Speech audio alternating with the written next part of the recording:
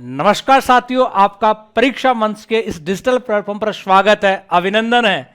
और इस मनोविज्ञान के सेशन में हम एक छोटे से बिंदु पर क्या करेंगे, चर्चा करेंगे कि मनोविज्ञान को किस प्रकार हंसी मुस्कुराते हुए पढ़ना चाहिए। एक छोटा सा बिंदु आपके लिए लेकर आया हूं कि जीवन में किस प्रकार ये आनंदमय है, सीखने की बात की जाती है, लर्निंग की बात की जाती है। तो इस बिंदु पर अपन चर्चा करते हैं। और बिंदु है और सिद्धांत देने वाला जो व्यक्ति है, और व्यक्ति का नाम क्या है, गेने है। और गेने की बात की जाती है, जो गेने व्यक्ति है, और गेने के द्वारा किस प्रकार से बताया जाता है कि सीखने के बारे में चर्चा की जाती है। गेने जो है, इस व्यक्ति ने सीखने की बात करें तो व्यक्ति किस प्रकार से जीवन में सीखता है। और यहां पर देखते हैं कि एक इस प्रकार से एक उद्यान होता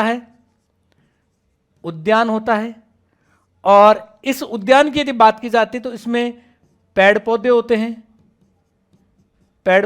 हैं, और इनकी देखभाल करने वाला एक होता है माली। क्या होता है? माली। अब इस बगीचे या उद्यान की अपन बात करें तो इसमें यहां से एक सड़क होते हुए जा रही है। क्या जा रही है? एक सड़क होते हुए जा रही है। बहुत ही इंटरेस्टिंग टॉपिक है। मैं कह रहा हूं काफी विद्यार्थी याद नहीं कर पाते मनोविज्ञान को या समझ नहीं पाते हैं, तो इस बिंदु को एक बार देख लेना कि मनोविज्ञान किस प्रकार से सरल है। और यहां पर यदि बात की जाती है कि यहां पर पहले से एक लड़का बैठा हुआ है, और यहां पर आप देखते हो कई बार अपन घर से जल्दी निकल जाते हैं और टाइम स्पेंड करने के लिए, क्या कि शहरों में टाइम स्पेंड के लिए छोटे छोटे पार्क या उद्यान बने होते हैं, और वहां पर आकर बैठ जाते हैं। तो यहां पर कुछ समय बाद में एक लड़की आकर यहां बैठती है। वो सोचती कि मैं घर से जल्दी आ चुकी हूं, कुछ समय इस उद्यान में टाइम स्पेंड करके, टाइम व्यतीत करके मेरी जो सहेली आएगी तो मैं निकल जाऊंगी। और कुछ समय बाद क्या होता है कि यहां पर इसकी जो सहेली आती है, और वो इसकी ओर क्या करती है, सबसे पहले आते ही अपनी सहेली की ओर क्या करती है, संकेत करती है। लेकिन आपको पता है कि संकेत करती है अपनी ओर, लेकिन बीच में एक लड़का बैठा है,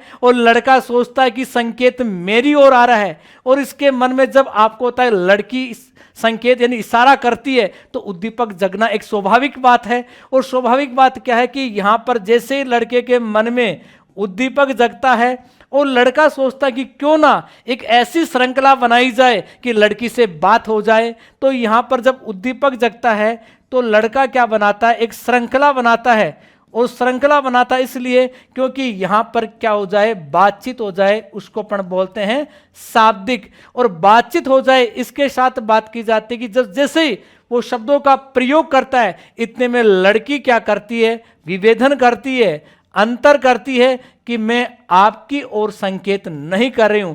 इतने में लड़का भी क्या करता है, संप्रत्यय करता है। संप्रत्यय का अर्थ होता है विचार करता है कि मैं भी आपकी ओर शब्दों का प्रयोग नहीं कर रहा हूं। क्यों? क्योंकि दोनों के यहां पर क्या टकराते हैं, सिद्धांत टकराते हैं। जब दोनों के सिद्धांत टकराते हैं तो वहां पर उत्पन्न क्या होती है, समस्या। और इसी प्रकार गेने के द्वारा सीखने के प्रकार कितने बताए हैं, 8। या गेने ने सीखने के जो सिद्धांत वो कितने बताए हैं, 8।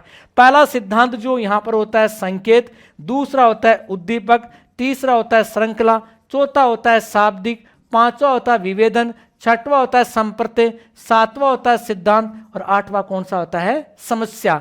इस प्रकार से यदि मनोविज्ञान को पढ़ा जाए तो मैं कह सकता हूं कि कोई भी एग्जाम हो, अपन को जो मनोविज्ञान विषय थोड़ा सा हार्ड डिफिकल्ट लगता है वो ऐसा नहीं लगेगा। क्योंकि मनोविज्ञान अपने आप में एक ऐसा विषय है जिसको पढ़ने से एक आनंद की अनुभूति होती है। और आप देख रहे हो परीक्षा मंच के माध्यम से इस वीडियो को आपने समझा होगा कि किस प्रकार से अपन मनोविज्ञान का अध्ययन कर सकते हैं। दूसरा रूप इसका अपन देखते हैं कि यहां पर माली है, एक फॉवेल की विधि है, किंडरगार्टन विधि। उसमें माली है, उसको एक शिक्षक को एक माली की संज्ञा दी गई है। पेड़ पौधे होते हैं, उनको लड़का और लड़की कहा गया है।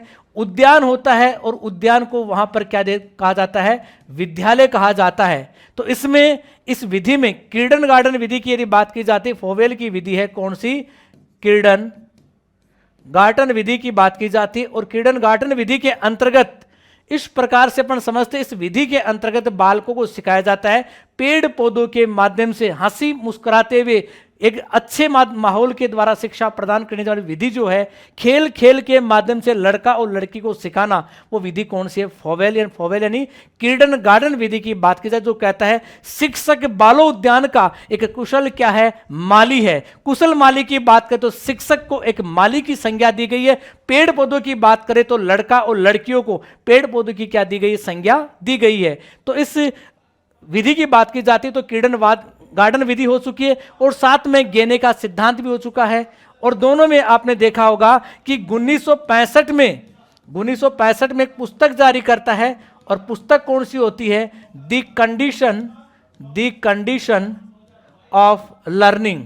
दी कंडीशन ऑफ कौन सी आती है? लर्निंग। उसके माध्यम से ये यहां पर बताता है कि व्यक्ति की सीखने की हमेशा एक क्या होती है? कंडीशन होती है, और कंडीशन के माध्यम से बालक क्या करता है? सीख पाता है। क्योंकि यहां पर अपन देख रहे कंडीशन की जब भी बात की जा रही है, क्योंकि हर व्यक्ति जब भी सीखता है उसकी कंडीशन होती है। बिना कंडीशन के कोई व्यक्ति कुछ भी सीखता नहीं है। और आप भी देख रहे हो कि जब भी अपन क्लासेस लेते हैं तो वहां पर अपनी कंडीशन होती है, किसी प्रकार करके एक बार गवर्नमेंट क्या लग जाए? जॉब लग जाए। इस प्रकार का आप में क्या होता है? जुनून होता है। और परीक्षा मंच के माध्यम से आपको विश्वास दिलाता हूं कि आप मनोविज्ञान को इस प्रकार से पढ़ पाओगे। मनोविज्ञान ही नहीं, संपूर्ण क्लास से आपको इस प्रकार से अध्ययन करवाई जाएगी कि आने वाली एग्जाम में आप सुनिश्चित सफलता को क्या करें? प्राप्त करें। इस प्रकार से पूरी टीम है, वो परीक्षा मंच की जो पूरी टीम है वो लगातार आपके लिए लगी हुई है। ऑनलाइन और ऑफलाइन दोनों मोडों में क्या करिए? कार्य कर रही है। और जल्द ही मिलते हैं अपन परीक्षा मंच के इस माध्यम से।